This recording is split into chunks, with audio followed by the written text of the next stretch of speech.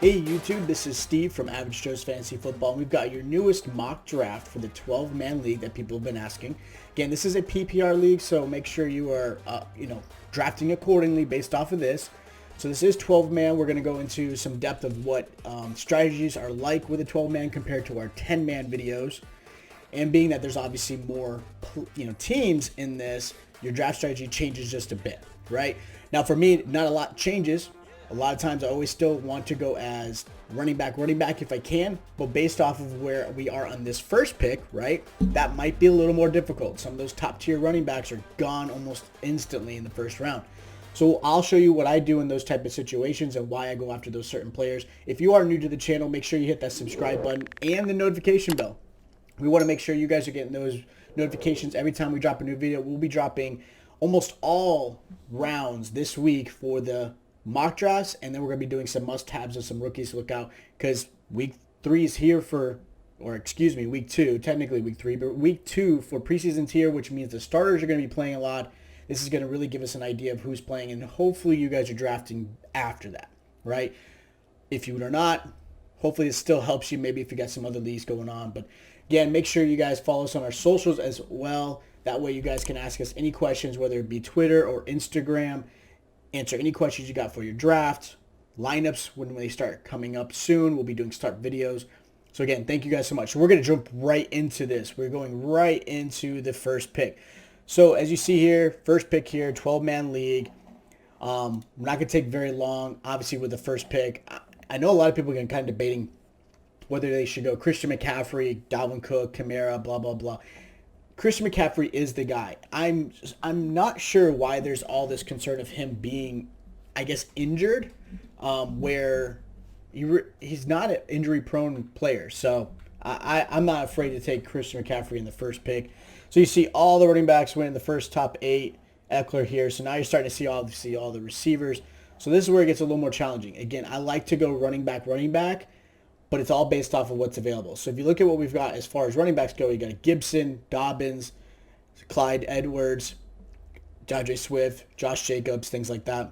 And then you look at receivers, Keenan Allen, Terry McLaurin, Allen Robinson. So for me, I'm actually going to go and pick up Clyde. I think as a second-round pick, he's got a lot of upside, especially in Andy Reid's system. Andy Reid's system has always been great for running backs. Now here in the third, I can either go with a great receiver, and you don't want to miss out on a good receiver, or I can go another running back to fill in your flex plus backup position. And here I'm not sold on these guys at all in the third round, early third round. These are a little bit later. I could probably get a good running back. So for me, I'm actually going to go wide receiver. I'll go Keenan Allen here. Keenan Allen being a stud receiver for the Chargers. He's always has been, and that rapport with Herbert's really only going to get better. So for me, that is a big deal, and I love Keenan Allen. He's helped win me some leagues several times, so I'll go after him all day, every day. Now, the one running back I was hoping to fall a little bit, and I had a feeling it would be David Montgomery. He's one player that I expect a lot of usage out of, and he did a really good job for what he was able to do last year with Cohen out. So for me, I would have loved to have gotten here. He does fall around the third, early fourth, so I'm not too surprised. As you can see, all the top tight ends are gone.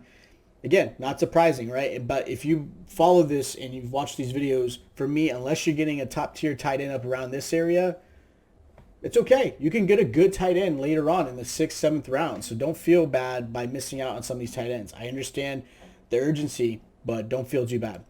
So for me, I'm not crazy about what you see on these running backs, right? Again, some of these running backs you can get a little bit later. I've got 2 starting running backs. I want to go wide receiver. So you look at receivers here. You've got Kupp, Moore, Woods, Thielen, Chase, Lockett, Galladay.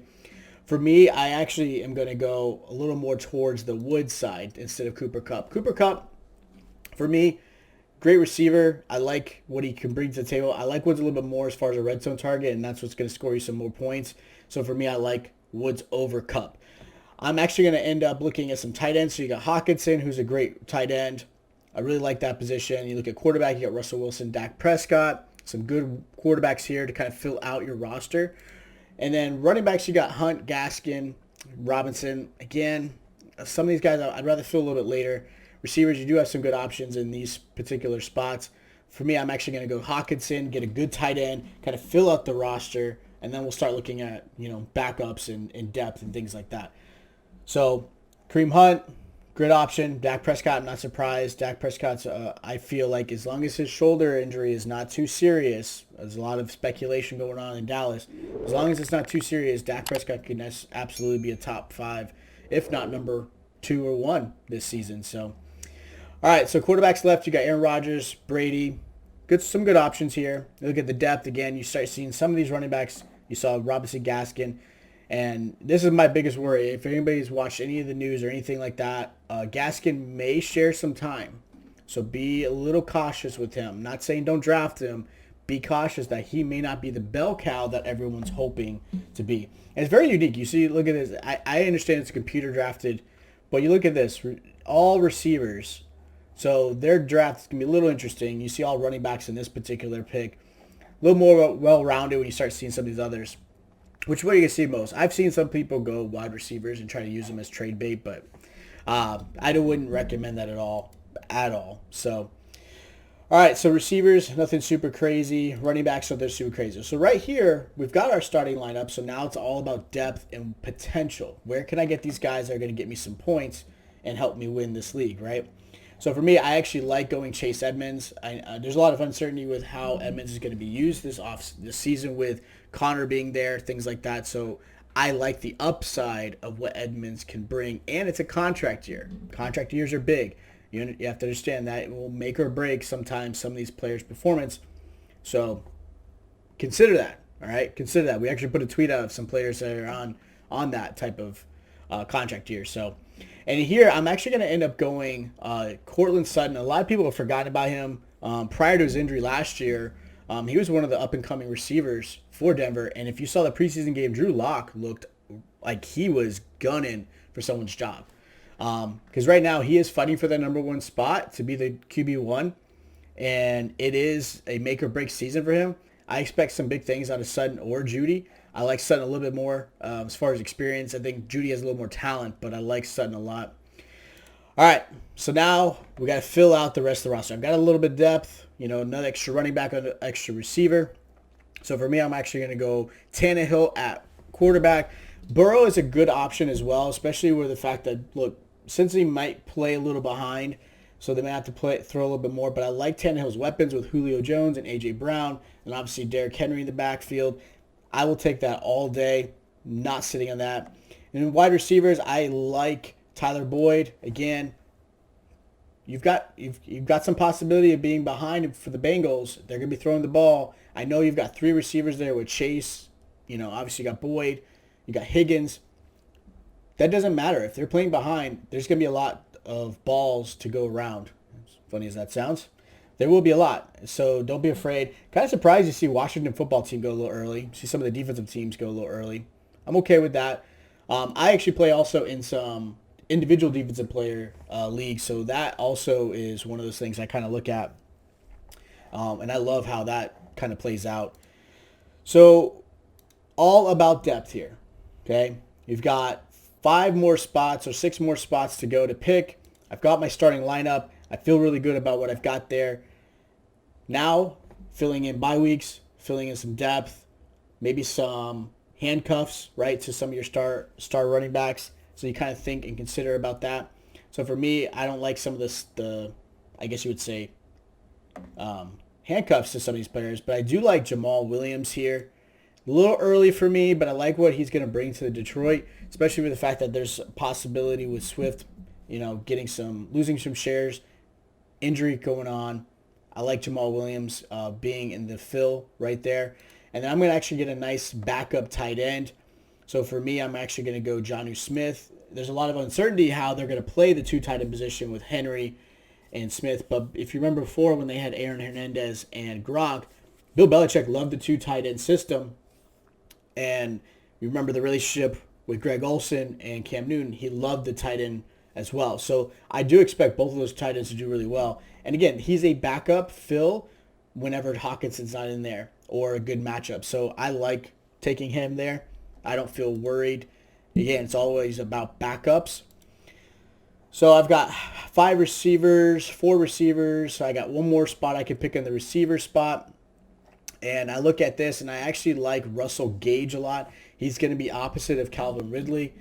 And then he's going to be freed up with the fact that you've got a Kyle Pitts now to kind of take the middle. I like Russell Gage a lot going into this season.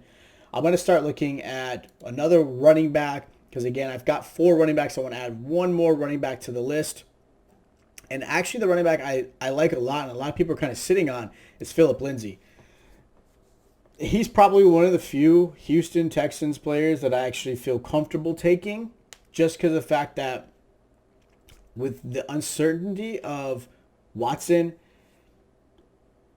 I just don't feel comfortable with Cooks or some of these other receivers out there. David Johnson, I'm not sold on. And I think Phillip Lindsey, with the talent that he has, is going to start taking some of that away. So for me, I like Lindsey. He's a good sleeper for this upcoming season. Again, you can get him late round that you don't feel like you took a lot, to get him, but you feel really good about taking him, if that makes sense, right? So I actually going to end up going to Denver. I love the secondary they've got for Denver as far as defense. A lot of the better defensive players started going a little bit early. And you kind of judge that, kind of feel how your draft's going. Here's how I feel about defensive teams if you're doing the defense special teams. Those can get changed weekly. I'm not crazy about drafting them super early unless you're getting a stud defense. I don't go super early with those. I always get those at the end. Don't feel bad if you're taking them later on, just because you can change them weekly depending on matchups. And that's worked out for most of my leagues and where I've been successful is taking them kind of depending on the matchups. And then I've got Blankenship as a great option for kicker. He was a stud last year. Mr. Goggles, he was amazing, great kicker, and I'll take him. Usually I go Greg Zuerlein, obviously for Cowboys, but I like Blankenship a little bit more since he was there. So I hope this kind of gives you some clarity as far as how a 12-man, and you can see how different a 12-man league is compared to a 10-man league if you watch the other videos. Totally different way of how you think, totally different way of how drafts go. You're stretched a little bit thinner. You're not going to get as meaty in the starters, but being in the first pick, I feel really good because you got the great turn here. You got obviously the stud right off the bat with Christian McCaffrey. And I feel really good about how this team would play out compared to some of these other teams. So if you guys have any questions, again, hit us down in the comments down below. Hit us in our DMs in Twitter or Instagram. Make sure you hit that notification bell and subscribe while you're here. So that way you guys get the latest videos for you. We'll have another video for pick number 2 for the 12-man. And again, stay tuned for our must-have running backs for this upcoming season. And I'll check you guys out next time.